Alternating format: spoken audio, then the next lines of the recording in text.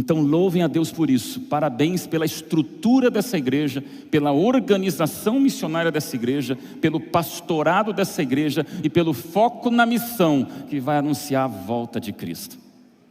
Bom, cheguei aqui na quinta-feira cedinho, de madrugada, saí de São Paulo, fiz uma surpresa para os meus pais, e depois de surpreendê-los e quase matá-los do coração, eu, minha esposa e filha fomos a um ponto turístico de Curitiba, que quem vem a Curitiba num dia lindo de sol como aquele, tem que matar saudade de um lugar onde você tem que passar, que é o Parque Barigui. Que delícia, gente, vocês não têm noção. Lá eu tenho Ibirapuera, que eu vou de vez em quando, mas o Parque Barigui me traz lembranças. Eu estava com a minha esposa e aquele sol, não tão raro, mas às vezes não é comum em Curitiba, né? Estava um dia lindo, aquele a quinta-feira, vocês vão lembrar. E eu estava ali na parte da tarde com a minha esposa, começamos a dar uma volta ali nos mais de 3 quilômetros do Parque Barigui, e muita gente. Curitibano em peso foi para o Barigui, você não conseguia quase nem andar, muito menos correr. E eu pensando, que privilégio estar aqui, que dia gostoso que nos recebe de volta em Curitiba. E aí eu estava com a minha esposa caminhando e de repente passando pouco à frente daquela parte principal da gente acessa o Barigui e tem uma ponte ali com uma cascata, etc. A gente estava tentando caminhar, parou todo mundo. Parou quem vinha e parou quem ia. Eu vi que abriu-se um corredor entre todos que caminhavam e ninguém ousava passar para lá e para cá. E eu já com meu celular para ver o que está acontecendo aqui. Vai passar, eu acho que a rainha Elizabeth aqui, porque parou o Barigui. E de repente realmente eu consegui chegar mais perto e eu consegui olhar de onde eu estava com a minha esposa a razão de nós estarmos parados e todo mundo congestionado ali, represando a passagem de pessoas, porque estava acontecendo um desfile de um casal muito especial, um casal real. E quando eu olhei, eu me deparei, parou todo mundo no Parque Barigui para ver 2 capivaras. E elas atravessaram solenemente, parecia realeza. Eu falei, gente, incrível. E eu olhei para o lado esquerdo e percebi que tinham mais umas 50 do outro lado esperando. Eu falei, gente, eu estou vendo algo incrível. Acho que ali é o grupo de padrinhos e está tendo um casamento. Mas eu conto para vocês por quê. Depois eu fiquei rindo com a minha esposa enquanto eu falava, gente, essas capivaras do Barigui são um ponto turístico mundial. Tranquilas, pacíficas, nem aí para o mundo, nem aí preocupadas para a cotação do dólar, para a guerra na Ucrânia, para a pós-pandemia. As capivaras do Barigui me deram uma lição de paz. Eu queria trazer para você uma reflexão rápida para a introdução dessa mensagem, porque você sabia que na Bíblia existem 225 versículos que falam sobre guerra? Se você quiser guerra, tem na Bíblia. A Bíblia tem guerra, tem disputa, tem conflito, e não adianta, porque para onde a gente vai não é só Ucrânia. Pode passar Ucrânia e Rússia, vai vir outra guerra. Nós viemos de uma guerra pandêmica e parece que guerra faz parte da nova geração como a nossa, e não adianta. A Bíblia também tem guerra, 225 versículos, então se prepare, galeria, porque há guerra sim.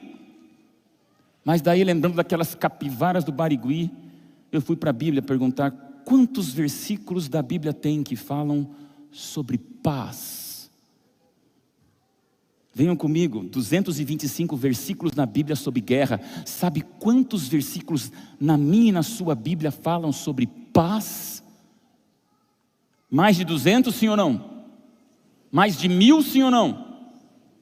Acham que é mais de 3000? Igreja Central de Curitiba e tantos amigos internautas que estão nos acompanhando pela internet, eu quero dizer para você nesse momento, sim, a Bíblia tem 225 versículos sobre guerra, mas pasmem comigo, quantos versículos existem sobre paz? 9.480 versículos. Então, meu amigo, você decide se você quer viver pelo versículo de guerra na Bíblia, ou você quer viver pelos 9.480 trechos na Bíblia que dizem há paz. Haverá paz. Quando alguém vier com você com aquelas lições extremistas, desesperadoras, angustiantes, eu vim aqui porque está tudo errado, está dando uma guerra. Para cada versículo de guerra, você tem 42 versículos de paz dizendo, calma, aprenda com as capivaras do Barigui, há paz. E por isso eu queria pedir para você abrir sua Bíblia rapidamente comigo em 1 Coríntios 15, 19. Esse é um versículo apenas de introdução, já vamos para um outro, mas esse versículo eu tenho que abrir para você, Igreja Central de Curitiba, porque aqui para mim traz muita certeza do que eu quero falar com vocês hoje. 1 Coríntios 15, 19 nos diz: se a nossa esperança em Cristo se limita apenas a esta vida, nós somos os mais infelizes de todos os homens. A minha Bíblia e a sua dizem que se você quer viver pela esperança nessa terra, coitado de você. Agora, se você quer viver pela esperança no céu, você vai entender o que é paz. E eu quero falar para você sobre paz, a tranquilidade de alma. E vir aqui é me lembrar dos meus tempos de infância, adolescência, juventude, e é perceber, meus irmãos, que a minha filha está exatamente com a idade da qual eu cheguei na Igreja Central de Curitiba, pastor André. Meu pai, pastor dessa igreja também. Eu passo por aquele corredor ali, vejo o histórico dessa igreja, eu falo: Senhor, minha vida foi tatuada por essa igreja. Tem uma foto ali que tem eu ali que vocês nunca vão reconhecer, espero que nem reconheçam. Mas é muito especial. Eu queria pedir permissão para vocês para ter um momento de paz. Um momento talvez família, mas é pessoal, é muito emotivo para mim, que cresci nessa igreja, e graças a essa igreja me dá oportunidade, quando eu vejo os músicos tocando, cantando, louvando, técnicos de comunicação. Falava com o pastor André, o que me manteve nessa igreja não foi meu pai ser pastor dessa igreja. O que me manteve nessa igreja foram as oportunidades de envolvimento que eu tive nessa igreja. Tocando, cantando, às vezes levando para o chão da orelha do diácono, mas nessa igreja. Queria chamar minha filhinha aqui. Vem cá, Thalissa. Eu peço permissão a essa igreja por alterar um pouquinho o programa litúrgico, mas ela é uma garota, uma adolescente, 12 para 13 anos, e a gente tem uma música que a gente canta junto. Eu não canto nada, mas ela canta. E ela canta, e eu queria pedir permissão para vocês, porque eu acho que nesse tempo de paz, nesse tempo de angústia, nesse tempo de tantas lutas, às vezes uma adolescente cantando tem força muito maior do que um pregador. E eu queria pedir permissão para vocês, para esse momento família, pai e filha. E para mim, só são 30 anos depois. Passa rápido. E a nova geração vem, e que haja paz em Israel.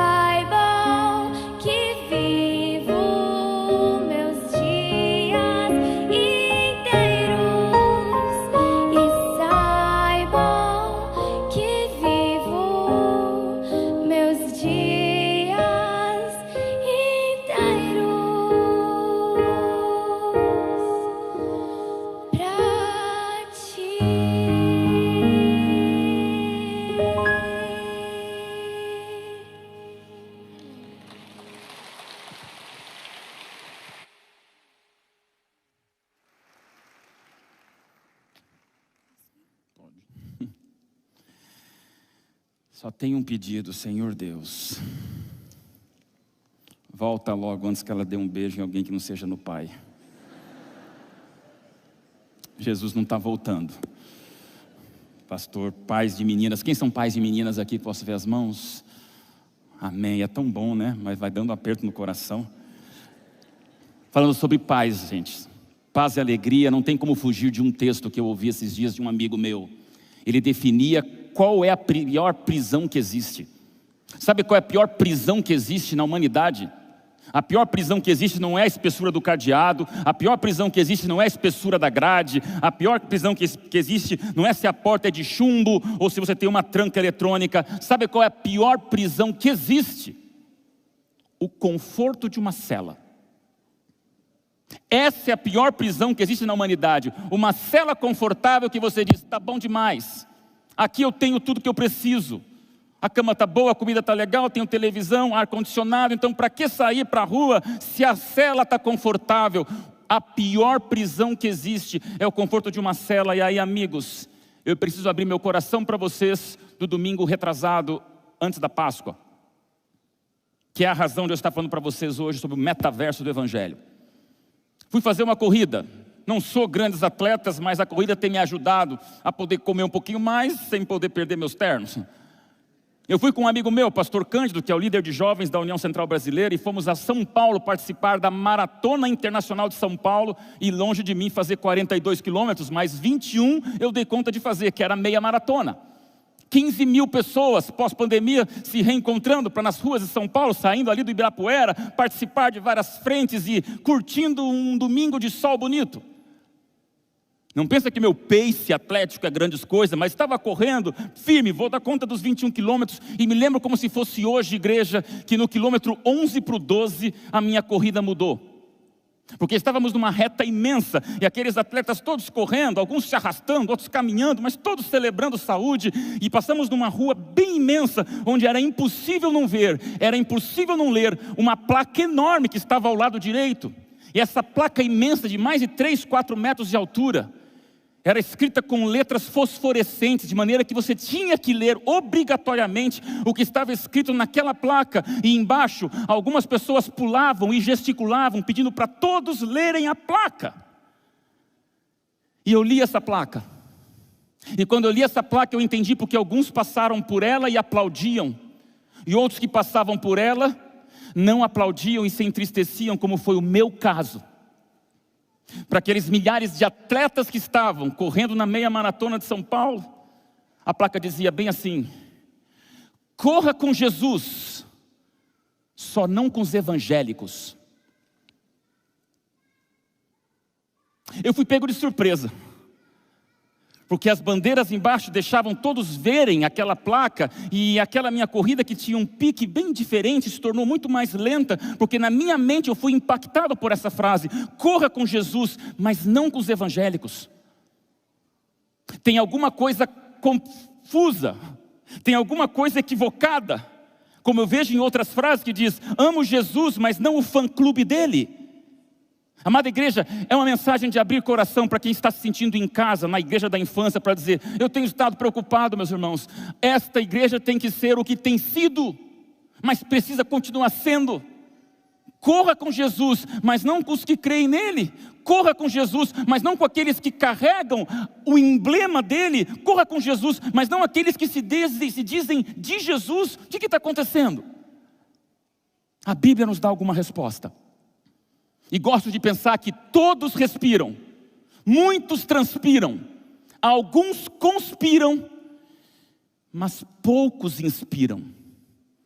Buscamos pessoas inspiradoras para um cristianismo que seja resumido em 3 partes. Um evangelho que seja de pessoas convertidas, um evangelho que seja de pessoas convencidas e um evangelho que seja de pessoas comprometidas. E eu vou lhe explicar esses 3 passos usando um texto da Bíblia, e vem comigo agora, 1 Timóteo 1:5. Se prepare, porque esse é o texto principal de hoje. Eu busquei muito como responder a esta placa: corra com Jesus, mas não com os evangélicos. E pensando na paz de espírito que eu lhe apresento, a gente tem que definir, ou talvez redefinir, o que é o amor na Bíblia. E esse versículo de 1 Timóteo 1:5, num versículo, ele me diz claramente o que o mundo precisa. E o que nós, cristãos, evangélicos, adventistas, crentes, como é que você queira nos definir, como nós deveríamos agir perante a humanidade. Vamos juntos? 1 Timóteo 1:5 nós lemos: ora, o intuito da presente admoestação visa o amor. Amor que procede do coração puro, da consciência boa e da fé sem hipocrisia. Igreja Central, essa é uma das epístolas de Paulo. Paulo escreveu 14 epístolas. E eu gosto de pensar que as últimas epístolas que Paulo escreveu foi para deixar um legado às novas gerações. E a nova geração para Paulo era Timóteo. Então o primeiro recado de hoje, lembre-se que um dos conceitos mais lindos de amor que Paulo decifra, ele manda para um garoto. Definimos ser o garoto, não sabemos a idade precisa de Timóteo, mas entendemos que Timóteo era um aprendiz. E aí Paulo diz: Timóteo, vem cá. Talvez eu vou morrer antes do amor real ser conhecido por toda a humanidade, mas você continua, Timóteo. Então eu vou passar para você, Timóteo, nova geração, o que é o amor. E aí Paulo traduz o que eu vou lhe falar hoje. Timóteo, seja convertido, seja convencido, seja comprometido, porque o amor é coração puro, consciência boa e fé sem hipocrisia. Minha mensagem se resume nessas três coisas. Timóteo absorveu, e Deus queria que você absorvesse comigo hoje o que é o amor que o mundo precisa ver, para não dizer mais corra com Jesus, mas sem os evangélicos. Amada Igreja Central, primeira característica dessa mensagem: o amor verdadeiro, ele é um coração puro. Coração puro é mais do que intenções puras. Coração puro é mais do que você dizer: batizei e agora para sempre estou 100% garantido naquilo que eu faço. Coração puro é você cuidar porque as pessoas traduzem não o que você intenciona, mas o que você expressa. E essa é uma dificuldade que nós temos quando pensamos coração puro. Agora, eles que nos engulam, eles que nos entendam.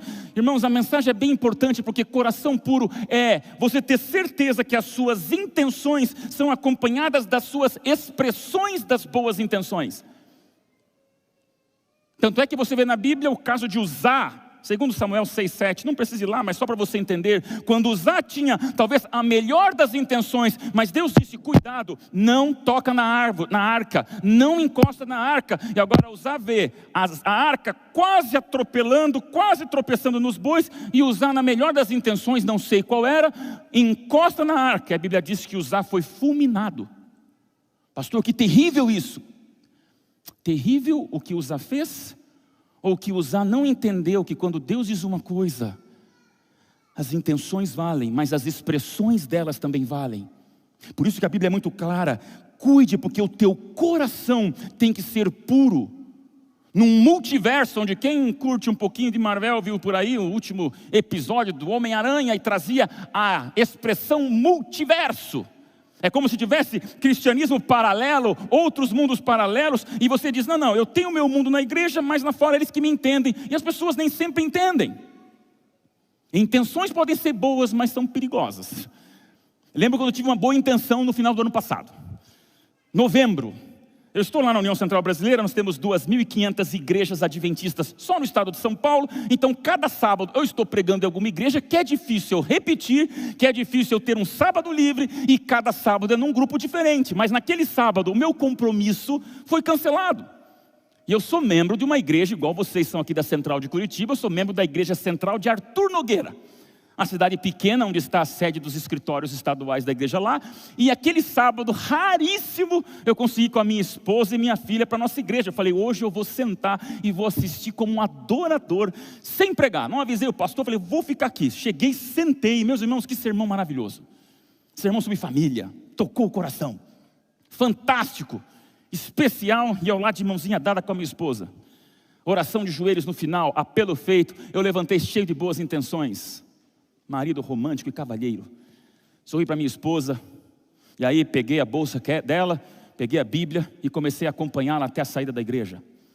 É a igreja que nós frequentamos algumas vezes. Então lá, naquele sábado incrível, eu tive menos pessoas me cumprimentando e mais querendo falar com ela. E eu fiquei certinho do lado dela, atrás dela, por uns 10, 15 minutos, até a primeira fileira, ou segunda onde estávamos, até a porta de saída da igreja. A igreja esvaziou, e minha esposa cumprimentando, conversando, marcando as coisas, e tudo certo. E eu ali, com a minha esposa ao ladinho, segurando a bolsa dela, acompanhando como um fiel marido. Foi lindo, irmãos. Ao final, uma das últimas pessoas se despediu dela, estávamos mais sozinhos. Aí finalmente eu olhei para minha esposa e falei: Ellen, podemos ir? Ela, com aquele sorriso lindo, olhos azuis que tem, falou: claro que sim, amor. Eu falei: que bom, Ellen, então vamos, está aqui a sua bolsa. Aí ela olhou para mim de cima a baixo e falou: que bolsa? Eu falei: a sua bolsa. Ela olhou aquela bolsa, estava segurando uma bolsa linda, amarela, grande, bonita. E ela falou assim: amor, eu vim sem bolsa. Não ria. Porque naquela hora eu tive 2 problemas. O primeiro foi a sensação patética de desfilar pela igreja por 15 minutos, segurando carinhosamente uma bolsa imensa no braço. Mas o que me deixou mais constrangido foi olhar para o nosso lado e ver que tinha uma mulher tímida e quieta me acompanhando o tempo inteiro. E não teve a coragem de me abordar. Aí eu falei assim: irmã, a bolsa é sua? Ela: sim, pastor, achei estranho a sua devoção por ela. Eu falei: minha irmã, eu não pego bolsa de ninguém. Eu dou risada hoje, mas eu entrei no carro e falei assim: Ellen, desculpa. Intenções são bem-vindas, mas primeiro checa se a sua esposa saiu de bolsa de casa. Sabe o que eu pensei nisso aqui, meus amigos? Vem comigo para a primeira expressão dessa mensagem. Sabe o que é coração puro? Expressões das intenções. E lá vai uma mensagem muito clara para você em tempos de não corra com evangélicos. Posso te dizer? Não permita que um ponto de vista seja mais importante que um ponto de encontro. Pastor, mas os princípios, os valores, os mandamentos? Calma que eu vou terminar lá. Eu estou falando de ponto de vista. Eu gosto de teclado, você gosta de violão. Você gosta de lasanha, eu gosto de pastel. Você prefere o coxa, o outro gosta do Atlético. Não vamos discutir isso, mas eu quero que você entenda que ponto de vista. E qual que é a minha preocupação? Muitas das pessoas estão observando o nosso coração puro, cheio de intenções, mas a expressão nossa, às vezes é discutir picuinhas, é bater boca com bobeirinhas, é discussões de ponto de vista que estragam o ponto de encontro. Amigos queridos, vivemos tempos onde as pessoas nos observam. E eu temo e tremo uma igreja que foi chamada para ser sal da terra, se transformando em pimenta do reino. Já pensou? E nem por isso vai virar farinha do mesmo saco. Já pensou?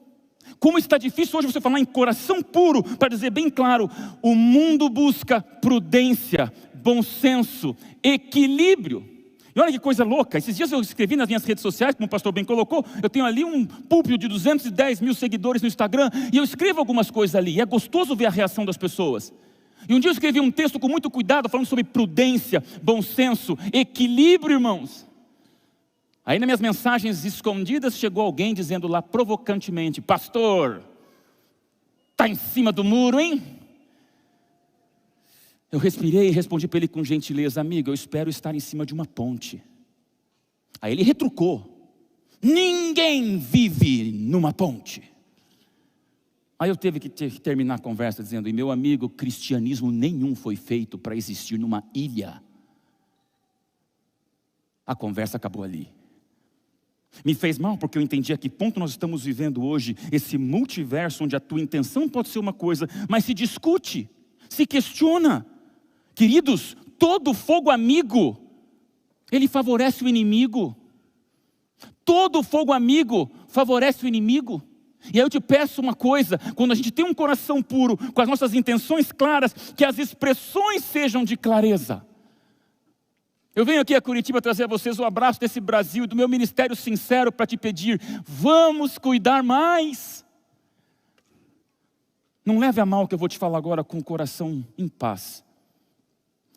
Mas é com muita sinceridade que eu tenho que dizer, meu querido amigo curitibano, ou dessa internet que vai para o mundo inteiro.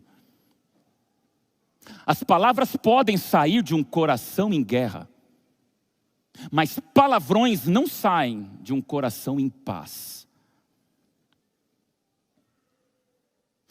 É uma maneira da gente traduzir um pouquinho o nosso comportamento perante o mundo que nos observa.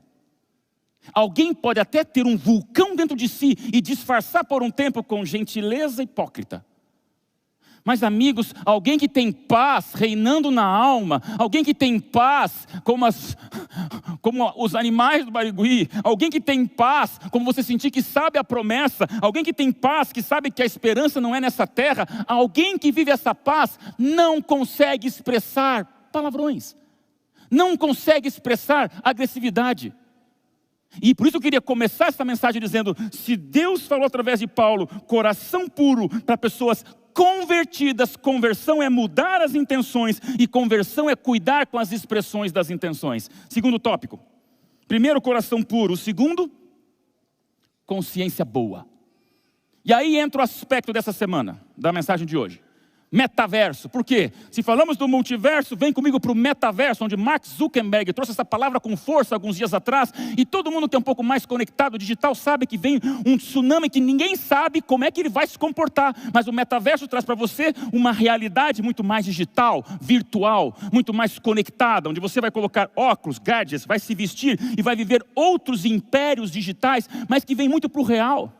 E essa igreja é uma realidade do que aconteceu com a pandemia. Falava o pastor André, que bênção, deixou de ser uma igreja em Curitiba para virar uma igreja para o mundo inteiro. Quando você vê na escola sabatina pouco, mais de 1000 pessoas acompanhando uma lição da escola sabatina, tinha o dobro assistindo do que tinha aqui. Então você percebeu que nós temos hoje um mundo real e um mundo virtual, mas antes se misturam, ambos se misturam no mundo híbrido. Amém, igreja? Você que está nos acompanhando pela internet, você está aqui. Você está no seu sofá, está na cama, está debaixo da janela, não sei onde você está assistindo, mas você está se sentindo presencial aqui, porque eu estou falando com você. Isso é uma realidade muito forte, muito positiva. Agora, qual é o meu medo? Quando a Bíblia diz, tenham consciência boa, surge uma palavra, irmãos, que nós não podemos fugir dela. Coerência. Na Bíblia tem um personagem chamado Diótrefes, nome raro, que você só vai ouvir uma única vez, porque é só uma vez que ele é mencionado na Bíblia. Diótrefes aparece em 3 João, que é uma carta de apenas ali um capítulo, e no versículo 9 aparece o tal do Diótrefes. E o que é falado de Diótrefes? Cuide do Diótrefes, que o próprio apóstolo João disse, ele não dá espaço para ninguém, ele não permita que a gente pregue, ele está tomando o centro das coisas, ele está tomando conta da igreja, cuida com Diótrefes. Quando eu vejo Diótrefes, depois de ver usar, eu me preocupo com o metaverso do evangelho, onde nós estamos muitas vezes cancelando o próximo, enquanto deveríamos ser acolhedores. O que é o cancelamento, senão o homicídio digital para uma pessoa que espera de você palavras de graça, e às vezes recebe o quê? Polarização. Queridos, que tempos difíceis. Essa minha mensagem é um abrir de coração para um ano difícil. Igreja Central de Curitiba, nós como adventistas, como um povo remanescente, como um povo profético, não fomos chamados por Deus para entrar em brigas, em lacrações, em tretas do evangelho.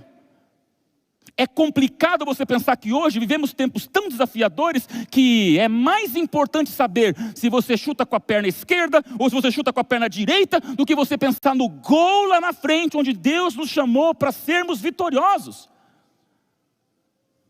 Entenda nas entrelinhas o que eu não posso dizer nas linhas.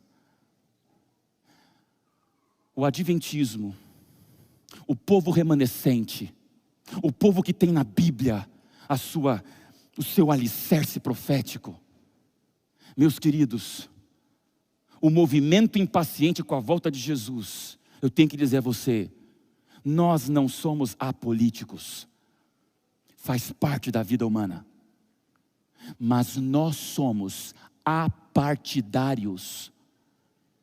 Isso não é em São Paulo, não é no Paraná, isso é para o mundo todo. Eu quero pedir a você com o coração aberto, que cuide num ano onde se você não está na trincheira A, eles jogam você na trincheira B.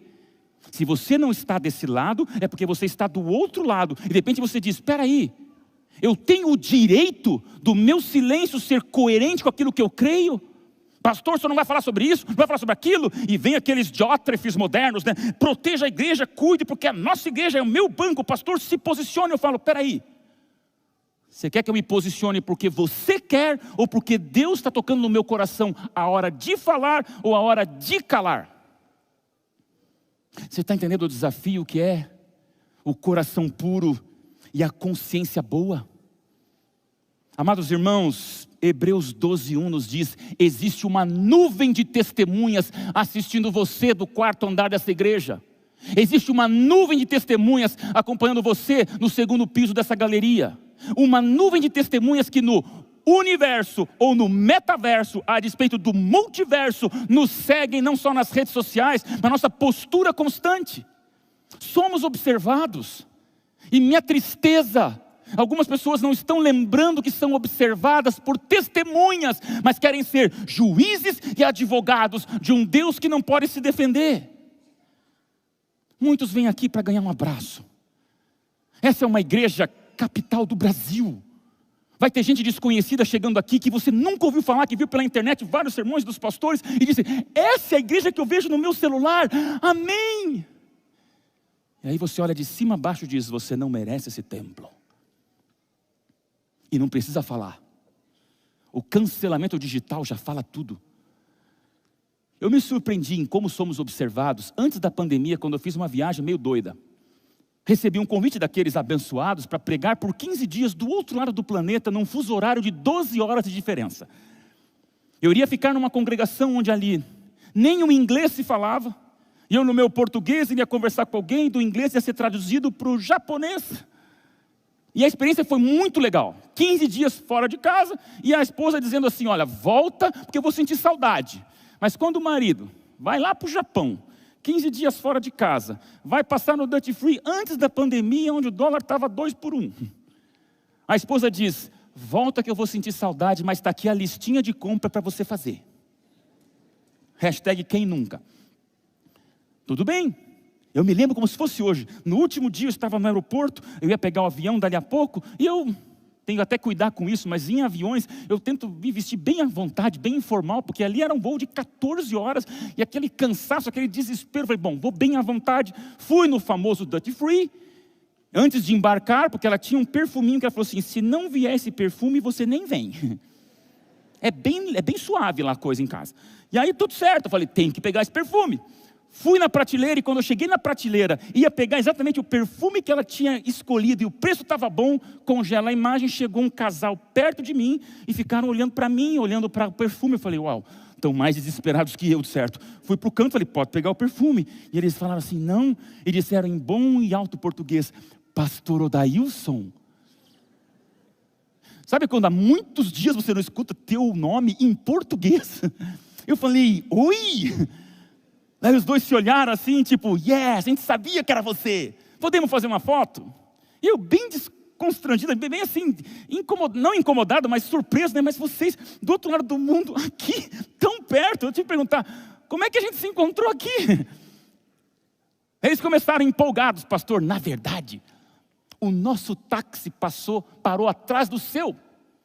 E a gente viu lá fora o senhor pegando a mala, o senhor entrando pelo hall do aeroporto, o senhor indo para o check-in, do check-in o senhor despachando sua mala, entrando na alfândega, da alfândega ao detector de metal para o corredor, do corredor o senhor passou numa lanchonete, depois entrou rapidinho no banheiro e finalmente veio aqui para o Duty Free. Daí eles perceberam, porque eu fiquei assim apavorado e falei, meus irmãos, me stalkeando aqui no Japão? Aí eles puseram a mão na cabeça e falaram assim, pastor, a gente te perseguiu, né?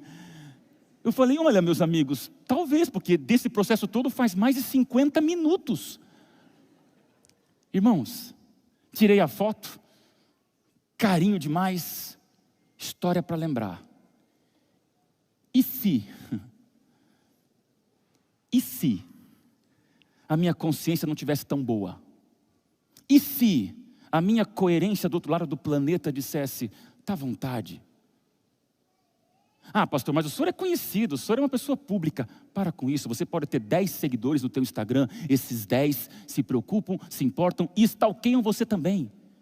O que eu peço a você, igreja? Nós somos observados, aquilo que nós falamos explica aquilo que nós cremos. É esse momento de hibridismo entre o virtual e o real que nos diz aquilo que postamos é aquilo que somos, e isso é testemunha, não é para ficar puxando a orelha de ninguém, é para você perceber que somos abençoadamente testemunhas de Deus, amém? Então sejamos cristãos raiz. Está muito na moda, né? Você é um brasileiro raiz, você é um cristão raiz, amigos. Nós somos cristãos raízes, sim, eu sou um cristão raiz, fundamentado na Bíblia, e não fundamentalista do meu próprio ego.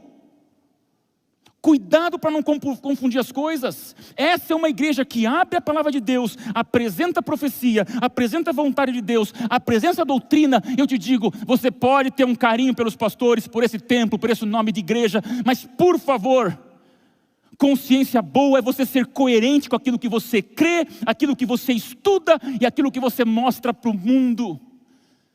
Por favor, não abra mão da palavra, que é a espada de dois gumes. Em tempos perversos, diversos e adversos, quem tem razão? Quem tem razão não é quem fala com mais seguidores. Quem tem razão não é quem fala com o púlpito com maior microfone. Quem tem razão não é quem tem maior dinheiro na conta. Queridos, em tempos de guerra, quem tem razão é quem está fundamentado na palavra de Deus. E quando me perguntam, pastor, o senhor é daqui ou de lá? Eu respondo, amigo, eu sou da Bíblia. Ah, mas eu estou entendendo que o senhor, qual que é a tua direção? Não estou sacando se o senhor é daqui ou dali. Amigo, Deus não nos chamou para sermos sal grosso. Deus nos chamou para sermos sal da terra. E por isso eu quero pedir a você, coração puro, consciência boa, em tempos onde firmeza vale muito mais do que dureza. São conceitos poderosos para você. Firme sim, duros, cuidado. Vamos para a terceira parte, coração puro, consciência boa, e eu termino com essa. Fé sem hipocrisia.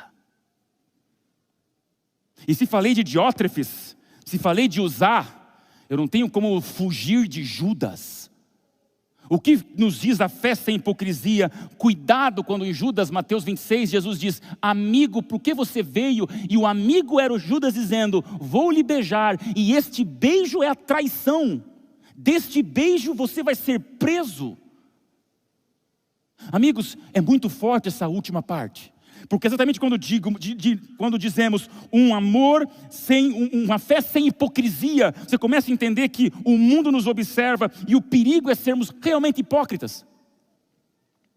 Um teólogo fala algo forte sobre Judas. Ele diz, quando Judas foi possuído pelo demônio, Judas não babou, não esbravejou, não subiu paredes, não ficou com uma força desumana, não começou a gritar e cuspir nas pessoas. Quando Judas foi possuído pelo demônio, ele saiu da frente de Cristo e foi para o mundo vender Jesus. Você está entendendo o que é fé sem hipocrisia? Até que ponto nós estamos com o coração aberto para dizer, Senhor Deus, me ajude a amar do jeito certo. Amigos, são 3 passos para você entender nesse terceiro, como eu sou apaixonado por uma Bíblia que nos diz, 1 Coríntios 4:9, somos espetáculos para o mundo. Não é o pastor André quando vem que prega que é espetáculo para o mundo somente. Ou você que está no último banco desse último andar, dessa galeria mais distante de mim, pastor, eu também, você é espetáculo para o mundo igualmente. E aí quando nós pensamos nisso, meus irmãos, a gente tem que avaliar um pouquinho mais nossa religião com Deus, nosso cristianismo autêntico, nossa relevância profética. Amados irmãos, é muito sério, porque hoje vivemos tempos onde as pessoas não são relevantes. Então se eu falei para você das intenções, se eu falei para você da coerência, eu falo a você da relevância. E aí relevância, amigos, é aquilo que nós cremos, é aquilo que altera a nossa vida. Tempos difíceis, onde jovens hoje aceitam tudo quando diz amor, mas quando falam em arrependimento já não gosto mais. Tempos difíceis, onde todo mundo quer ouvir da graça, mas quando você fala, a graça se traduz em expressões práticas de obediência, já não gostei mais, pastor. Tempos difíceis, onde todo mundo quer falar no amor, mas não fala na fé sem hipocrisia, que tem profundidade profética. Queridos, se o amor de Deus é para todos, por que seus princípios são só para alguns? Se a graça do céu é para todos, por que seus valores então são para quase todos? E você viu que eu te falei sobre acolhimento, amor, mas ao mesmo tempo eu tenho que te falar sobre aquilo que nos identifica como um povo diferenciado e que tem valores eternos. Evangelho que não muda a vida, não é evangelho. E talvez o corredor que escreveu lá, corra com Jesus, não com os evangélicos, é porque ele não viu mudança real no olhar de amor puro de um evangélico. Meu pedido a você, sejamos um povo profético, sejamos um povo de profundidade bíblica. E jovem, lembra, não troque nenhum propósito por uma proposta. Somos de propósito. Temos uma linha, temos uma Bíblia que nos diz como nos proteger em tempos tão difíceis. É por isso, amada igreja, que eu tenho certeza de que aqueles que nos veem como espetáculo, olham o palco, mas você na plateia olha para quem está do seu lado, atrás e à sua frente. Igreja da minha infância, minha preocupação é que vocês venham aqui e esperem de quem está no palco ser o exemplo, mas você não esquece que quem está atrás de você está vendo a sua nuca dizendo, e você está sendo o exemplo? Há transformação. Esses dias eu conversava com os jovens, assuntos polêmicos, que vocês já imaginam que sempre agora vem à tona em qualquer discussão de peito aberto. Eu falava, meu amigo, o que você quer que eu te fale? Que você está certo e Deus está errado? O que você quer que eu te fale? Que Deus errou com você e que Deus é imperfeito, então você está acima de Deus. Fé sem hipocrisia não faz de Deus um garçom. Amigos, Deus não é garçom para nos entregar o nosso desejo. Deus é um nutricionista que nos diz o que nós temos que fazer e comer do jeito certo para termos saúde. E esse assunto esvazia minhas redes sociais. Quando eu falo sobre isso, eu perco 1000 seguidores num dia, porque os jovens não querem escutar alguém dizendo, cuidado, Deus é amor sim, mas o amor implica em transformação, mudança, crescimento, maturidade, arrependimento. E a palavra que se foge hoje e que temos que trazer de volta aos nossos púlpitos adventistas, sabe qual é? Qual é? Quebrantamento. Nós não falamos em quebrantamento porque quebrantamento é algo que mexe com aquilo que eu não quero mudar. Quebrantamento é você dizer, Deus é soberano e essa pintura me mostra quem manda e quem obedece, quem ama e quem é amado, quem criou e quem foi criado. Por isso, amada igreja, meu pedido a você é que as pessoas queiram correr com Jesus, mas também queiram correr com aqueles que dizem amar Jesus, amém? Que queiram correr com Cristo, mas que queiram correr com aqueles amigos e irmãos da Igreja Central de Curitiba, que queiram correr com o Messias, mas que queiram correr com o Odailson que reflete o Messias. Aí você entendeu o metaverso de um evangelho que traz para o universo a realidade de todos nós. E uma escritora do mundo evangélico que todos vocês conhecem, Ellen White, no seu livro Mente, Caráter e Personalidade, volume 2, página 755, ela diz: uma vida coerente, paciente em moderação, espírito calmo na provocação, é sempre o mais poderoso argumento e o mais solene apelo. Você veio aqui hoje para ouvir com o coração aberto alguém te dizendo, o amor, ele é coração puro, ele é consciência boa, ele é uma fé sem hipocrisia. O amor se traduz em expressão mais do que intenção apenas. O amor é a certeza de que nós vamos juntos para um dos anos mais difíceis da história do Brasil. E tudo que eu imploro a você com uma das maiores igrejas do mundo, que você saia por aquelas portas dizendo, meu Deus, que eu pare de bater boca com os outros, que eu pare de ficar discutindo, enquanto no fundo nós precisamos avaliar ao pé da cruz a graça que me beija, mais do que as muralhas que eu levanto para o próximo. Queridos, a graça é o beijo de Deus em todos nós, amém? Meu pedido a você nessa manhã, não dependa da sua felicidade de ninguém que não tenha morrido por você numa cruz. Teu chefe não morreu por você numa cruz. Amo meus pais com a minha vida, mas nenhum morreu na cruz pelo outro.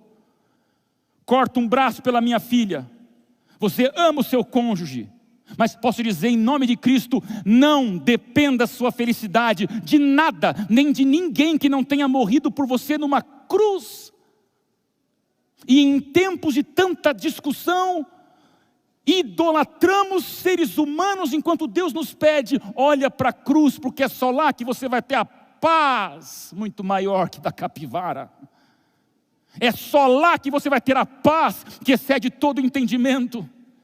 E essa igreja maravilhosa vai ser realmente uma sala de estar, onde o sofá tem lugar para todos, maiores e menores, melhores e piores. Mas uma vez que chega aqui, entenda que a gente muda para melhor. Isso não é invasão do teu livre-arbítrio. Isso é te dizer que felicidade só existe aos pés daquele que morreu por você numa cruz. Pessoas estão aqui talvez hoje pela primeira vez, vieram porque ouviram falar de um culto, ou estão na internet, como esses batizandos que eu vi ali atrás, abraçando o pastor André. Estamos te encontrando, estamos te vendo. Isso é muito incrível, porque esse é o tempo onde você não precisa estar aqui para você testemunhar lá no Japão. Você não precisa estar em lugar nenhum, contanto que você esteja. Deus, que o meu amor seja transbordante e que o mundo veja que o adventista é alguém que dá vontade de correr junto. Pelo amor de Deus, que eu e você como cristãos sejamos pessoas que deem vontade de correr junto, porque é no céu que tudo vai dar certo. Não dá para uma criança que brincava nos bancos de igreja voltar com 46 anos e não fazer um apelo a você nesse último canto dessa galeria. É com você, jovem. É com você nascido nessa igreja, acomodado pelo tempo. É com você revoltado com pessoas que puxaram teu tapete. É com você que às vezes não vê nos líderes os melhores exemplos de referência. É para lá que a gente vai. Música, meu pedido a você é simples. Igreja Central de Curitiba, se você quer viver esse amor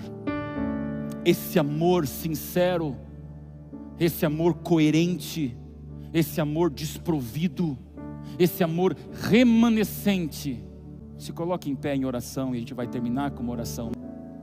Meu querido Deus, essa igreja se levanta, Senhor, com o coração prostrado ao pé da cruz para te pedir, Senhor, volta logo. Isso aqui, Senhor, é o cantinho onde a gente mostra mais do que nunca o nosso pecado carente do céu. Isso aqui é casa de graça, Senhor. Mais do que uma igreja de infância, isso aqui é um hospital para todas as novas gerações. Está doendo, Senhor. Está difícil. Vivemos tempos tão colapsados, Senhor Deus, que tudo que a gente implora, que o Senhor volte logo. São brigas, são lutas, são desentendimentos, entrincheiramentos, polarizações, guerras, desumanidade. Senhor, acalma a nossa alma. E meu Deus, nos ajude a ter esse amor correto, puro. Que a nossa consciência seja boa. Que a nossa fé seja sem hipocrisia. Que as pessoas vejam em nós, Senhor, cristãos que deem vontade de correr junto. Que o nosso discurso seja de paz. Que a nossa esperança seja mais importante que o nosso presente. E que não percamos tempo nesse presente, enquanto temos um futuro eterno nos aguardando. Por isso, meu Deus, abençoe este púlpito e através dele todas as pessoas alcançadas por essa igreja que é muito mais do que prédio e se torna uma igreja nas mãos de todas as pessoas pela internet. Meu Deus, unja o pastorado dessa igreja, representado aqui na pessoa do pastor André, que tem apacentado esse rebanho nacional e internacional, mas que aqui, Senhor, nesses bancos de igreja conhece as lutas, sente o peso da responsabilidade e tem sido usado por Deus para levar palavras de paz, sementes de esperança ao coração de seu rebanho. Os líderes dessa igreja, alguns a gente lembra, A única coisa que muda, Senhor, é o tempo passando, as rugas vindo, e Jesus não voltando. Então, Senhor, volta logo, meu Deus. Mata essa saudade de pedaços que nos arrancaram, e que hoje tenha sido um sábado para encurtar ainda mais o tempo da volta de Jesus. Que ao sair por essas portas, Senhor, teus filhos e filhas ainda pisem nesta terra, mas que sua mente esteja carregada para a eternidade. E é isso que importa em todas as nossas discussões.